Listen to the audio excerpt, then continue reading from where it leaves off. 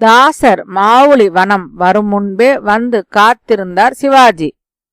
அவுரங்கசீப் தக்ஷணத்தின் மீது படையெடுத்து வந்து கொண்டிருந்தான்.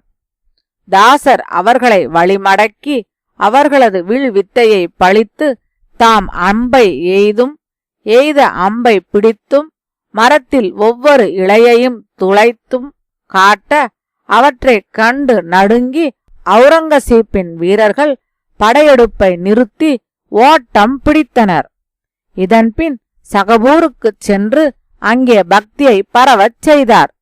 அந்த ஊரில் தேஷ்பாண்டே என்பவரது அருமை குமாரி அக்காபாய் என்பவள் இவரிடம் உபதேசம் பெற்றாள். இதன்பின் சுராபுரம் சென்றார். சுராபுரத்திலே அம்பாஜி என்பவன் ஒரு பித்தன். அவன் பெற்றோர் மனம் நொந்து வருந்தியிருந்த சமயம் தாசர் அங்கே வந்து சேர்ந்த சமயமும் ஒன்றாயிருந்தன. அவர்கள் தாசரது தாழ் பணிந்து அம்பாஜியை அழைத்து அவருக்கே அர்ப்பணம் என்று சொல்லி விடுத்தனர்.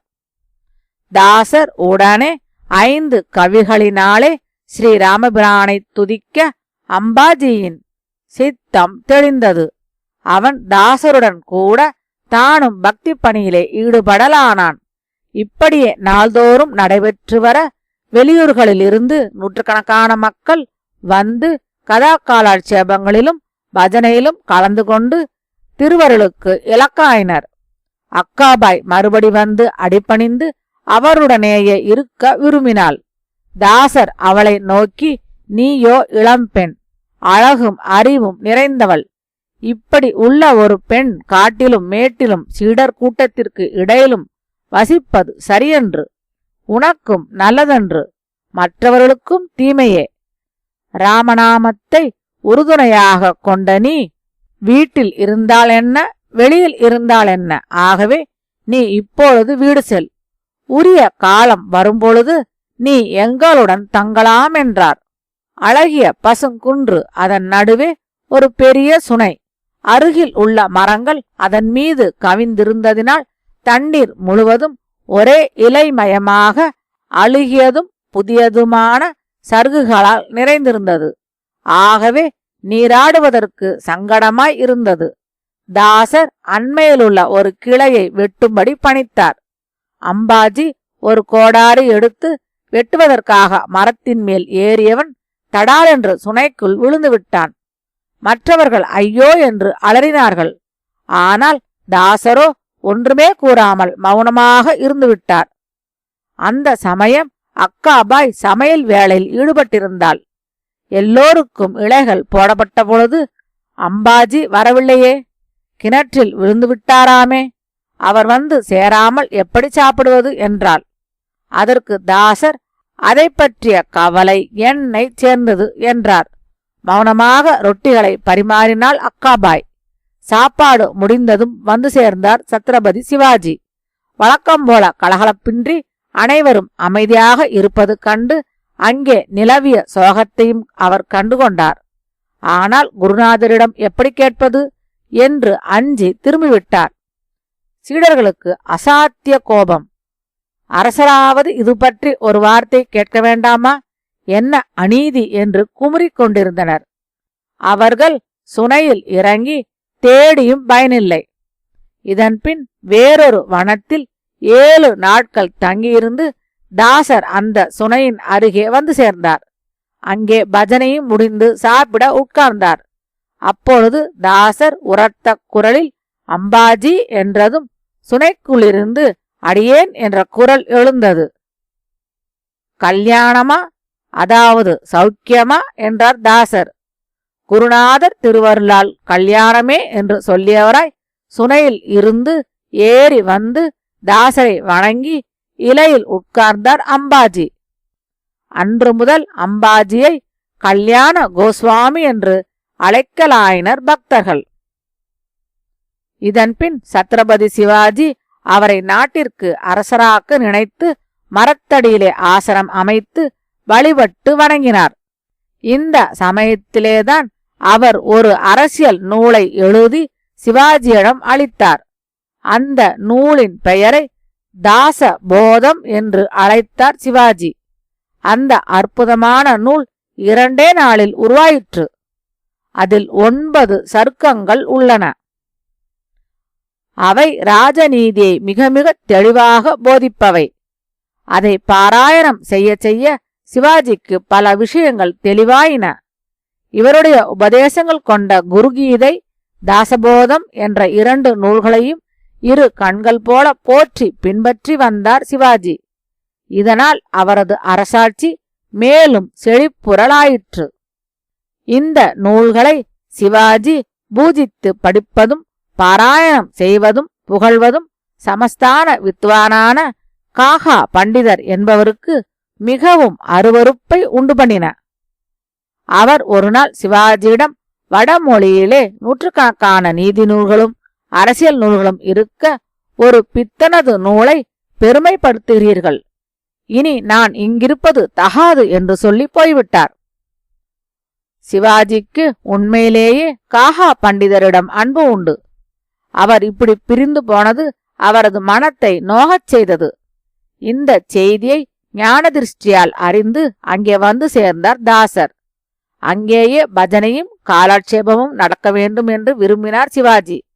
தாசர் மெய்மறந்து காலாட்சேபம் செய்து கொண்டிருந்த சமயம் காகா பண்டிதர் மீண்டும் அங்கே வந்தார். தாமும் அதிலே கலந்து கொண்டார். தாசரது அமுதமயமான கவிதைகளைக் கேட்டு ஆனந்த பரவசமானார். அவருடைய கண்களுக்கு மாருதியே ஆனந்த கூத்தாடுவது போல தோன்றியது. தாசரின் திருவடிகளே வீழ்ந்து அபச்சாரம் அபச்சாரம் மன்னிக்க வேண்டும் என்று புலம்பினார். புன்முறுவலுடன் அவரை எழுப்பி தழுவிக்கொண்டார் தாசர். அந்தனர் ஒருவர் குடும்பத் தொல்லையை பொறுக்க முடியவில்லை, அடியேனுக்கு இதிலிருந்து விடுதலளிக்க வேண்டும் என்று விண்ணப்பித்துக் கொண்டார். தாசருக்கு அவரை நெடுநாட்களாக தெரியும். அவரது கேள்விக்கு விடையளிக்காமல் அருகிலிருந்த குளத்தின் கரைக்கு சென்று அந்த அந்தனரை அருகே வரும்படி அழைத்தார். கரையிலிருந்த பெரியதோர் மரக்கிளை குளத்தின் மீது கவிந்து வளைந்திருந்தது. தாசர் அந்த கிளையை காட்டி அதன் மேலேறி தண்ணீர் பரப்பின் மேலே வரும்படி சொன்னார். அவர் ஏறி கிளையின் நுனிக்கு வந்ததும் கிளையை பற்றிய வண்ணம் தொங்கு என்றார். அந்தனர் கிளையை பற்றியபடியே தொங்கலானார். பிறகு தாசர் கனியுடன் கூடிய குரலில், கிளை உன்னை பற்றி கொண்டிருக்கிறதா அல்லது நீ அதை பற்றி கொண்டிருக்கிறாயா என்றார். சுவாமி, அடியேன்தான் கிளையை பற்றி கொண்டு தொங்குகிறேன் என்றார். இதிலிருந்து உனக்கு ஏதாவது விளங்குகிறதா என்றார் தாசர். இந்த சம்சாரத்தை நானேதான் பற்றி கொண்டிருக்கிறேன், அது என்னை பற்றி கொண்டிருக்கவில்லை. நான் விரும்பினால் இந்த பற்றை விட்டுவிடலாம் என்றார். அந்தனர் தடால் என்று குளத்தில் விழுந்தார். விழுந்தவர் தண்ணீருக்குள் அமிழ்ந்தே போனார். அங்கே பொன்மயமானதொரு மண்டபத்திலே தாசர் அரசராய் வீற்றிருப்பதையும் பக்தர்கள் ஒருவர் தாசபோதம் படித்து விரிவுரை சொல்வதையும் கண்டார். இந்த சமயம் தாசர் குளத்தின் கரையில் வருக வருக என்று அழைப்பது கேட்டு நீந்தி கரை சேர்ந்து தாசரை பணிந்தார் அவர். இதன்பின் தாசர் பல்வேறு வகையான பக்தர்களுக்கும் அவரவர்கள் தகுதிக்கும் மனநிலைக்கும் ஏற்ப தகுந்தபடி உபதேசங்கள் செய்து ராமபக்தியை பிரச்சாரம் செய்து மக்களை நல்வழிப்படுத்தினார். ஒரு மலையின் மீது இவர் இருந்தபொழுது சிவாஜி வந்து சேர்ந்தார். தாகத்தினால் தவிக்க நேர்ந்தது. ஒருவரும் தண்ணீர் கொண்டு வரும் நிலையில் இல்லை. உடனே தாசர் தமது கையில் இருந்த கோலால் தரையில் தட்டவே அங்கிருந்து இனிமையான குளிர்ந்த தண்ணீர் பீரிட்டு எழுந்தது. இந்த நீரூற்று இன்றும் வற்றாமல் பலருக்கு பயன்படுகிறது. வேணுபாய் என்ற ஒரு விதவைக்கு இவர் உபதேசம் செய்தார். பிறகு இவர் வேறொரு கிராமத்துக்குச் சென்றபோது அங்கேயும் வந்து வணங்கி நின்றாள் அந்த விதவை. தாசர் அந்த பெண்மணியை கண்டித்து, நீயோ இளம்பெண், உபதேசம் பெற்ற மந்திரத்தை தியானம் செய்ய வேண்டுமே என்று இப்படி வயதுக்கும் தன்மைக்கும் பொருந்தாதவைகளை செய்யக்கூடாது, வீட்டிற்கு திரும்பிச் செல் என்றார். அதற்குள் அவளது மாமனார் அவள் தந்தையாரிடம் சென்று, உனது மகள் நடத்தை எமக்கு அவமானமாக இருக்கிறது என்று சொல்ல, அவள், என் ஆத்மார்த்தமான விஷயங்களில் நீங்கள் குற்றம் சொல்வது பொருந்தாது, குருநாதரை வணங்கவே சென்றேன் என்றாள். இதிலிருந்து பேச்சு முற்றி பெரும் விவாதம் ஆயிற்று. சண்டையும் பூசலும் வளர்ந்தன. தாயும் தந்தையும் சம்பந்திகளின் ஏச்சுக்களாலும் பழியாலும் மனம் நொந்து இத்தகைய மானங்கெட்ட பெண் சாவதே நல்லது என்று நஞ்சு கலந்த உணவை இட்டனர். உணவை உண்டவுடன் மயக்கம் வந்தது. விஷயத்தை ஒருவாறு ஊகித்து விட்டாள் வேணுபாய். குருநாதரின் திருவடிகளை மனத்தில் எண்ணி ராமபஜனை செய்ய தொடங்கினாள். வீதியிலே பாதக்குரடு டடக் டடக் என்று ஒலிக்க யாரோ நடந்து வருவது தெரிந்தது. கையிலே கட்க தண்டமும் ஜபமாலையுமாக எதிரே நின்றார் தாசர்.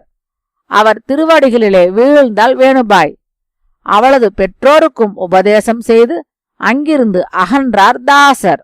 இதன்பின் தாசர் ஆனந்தியிலுள்ள ஞானதேவரின் சமாதியை தரிசித்து ஏகநாதரது திருப்பாத நிலையையும் புதுப்பித்து மேலும் பலருக்கு உபதேசம் செய்து சிவாஜியை சந்திக்கச் சென்றார். அரசருக்கு உரிய முறையில் வரவேற்பு அளித்து மகிழ்ந்தார் சத்ரபதி. இதன்பின் ஒரு சிறந்த ஆலயம் கட்டுவித்து ராமபிரானது விக்கிரகங்களை பிரதிஷ்டை செய்ய வேண்டும் என்று விரும்பினார் தாசர். ஆஞ்சநேயர் அவர் முன் தோன்றி அண்மையிலுள்ள ஒரு சிற்றூரை குறிப்பிட்டு அங்கேயுள்ள விக்கிரகங்களை கவர்ந்து வந்து இங்கே பிரதிஷ்டை செய்கின்றார். இது தெரிந்த அந்த ஊர் மக்கள் அரசனுக்கும் குரு என்று பெயர் கொண்டவரை திருடுவது என்று தொடங்கினால் மக்களுக்கு நல்லொழுக்கத்தை போதிக்க அவருக்கு தகுதியேது என்று கேட்டு அவரை அடிக்கவும் முற்பட்டனர். அவர்களுக்கு தாசர் மாருதியின் கட்டளையை தெரிவிக்க அவர்கள் நம்பாமல் விக்கிரகங்களை எடுத்துச் செல்ல முயன்றனர். தாசரும் விருப்பம் போல செய்யலாம் என்றார். அவர்கள் விக்கிரகங்களை தூக்க அவை இடத்தை விட்டு அசையவே இல்லை.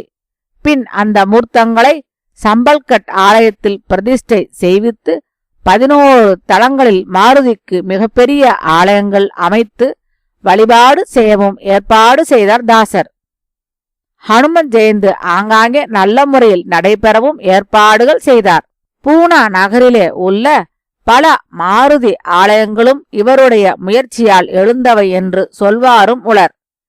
இங்கேயுள்ள பல மாருதி ஆலயங்களில் சோனி மாருதி என்னும் தங்கமாருதி மிகவும் வரப்பிரசாதி. அந்த கோயில் ஆயிரக்கணக்கான பக்தர்கள் வந்து வழிபடும் கோயில். அதைத் தவிர பிகாரி மாருதி, சோர் மாருதி என்னும் 2 மாருதி ஆலயங்கள் விசேஷமானவை. இந்த 2 ஆலயங்களுக்கும் இப்படி விசித்திரமானதொரு பெயர் எப்படி வந்தது? ஒரு கோவிலிலே பிச்சைக்காரர்களான பக்தர்கள் அதிகம், மற்றொன்றிலே திருடர்களும் வந்து வழிபடுகிறார்களாம். மாவுளி நகரத்தில் உத்தவர் என்ற இவரது சீடர் ராமநாமத்தை பாடி பிரச்சாரம் செய்து வந்தார். அவுரங்காபாத் அரசன் ஒரு முஸ்லிம். அது சமயம் அங்கே சென்று உத்தவருடன் சற்று பேச விரும்பினான்.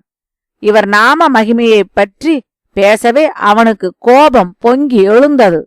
இவரை பிடித்து பல வகையாக கொடுமை செய்து இஸ்லாம் மதத்தில் சேரும்படி வற்புறுத்தினான். துயரம் தாழாத இவர், குருநாதரே, நீர்தான் வந்து காப்பாற்ற வேண்டும் என்று அலறினார். இது தாசருக்கு தெரிந்தது. உடனே மாருதி ரூபமாக அவுரங்காபாத் அரசின் முன் நின்றார்.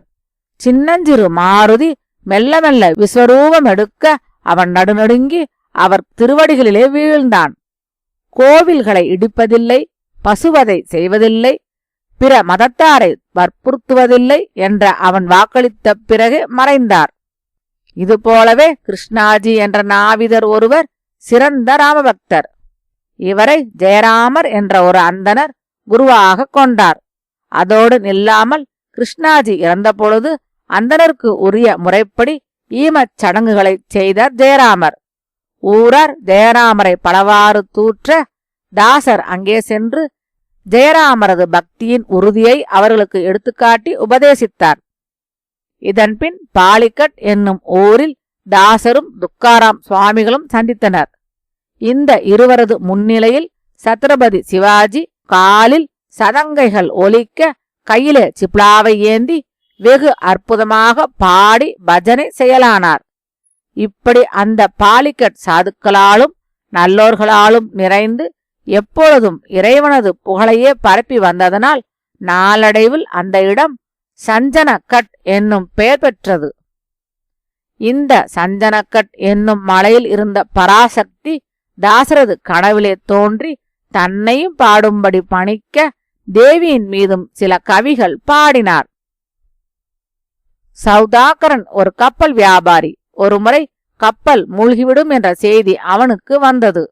அவன் தாசரது பக்தன். சுவாமி கப்பல் மூழ்காமல் கரை சேர்ந்தால் நாளில் ஒரு பங்கு பொன் தருகிறேன் என்று பிரார்த்தித்துக் கொண்டான். நடுக்கூடத்திலே இருந்த தாசர் அவசரமாக எழுந்து சென்று ஈர வஸ்திரத்துடன் மீண்டும் வந்தார். பக்தர்கள் கேட்டதற்கு அவர் புன்முறுவலுடன் கையை அமர்த்தினார். பின் சௌதாகரன் பொன்னோடு வந்தபொழுதே எல்லோருக்கும் அந்த அற்புதச் செயல் விளங்கிற்று.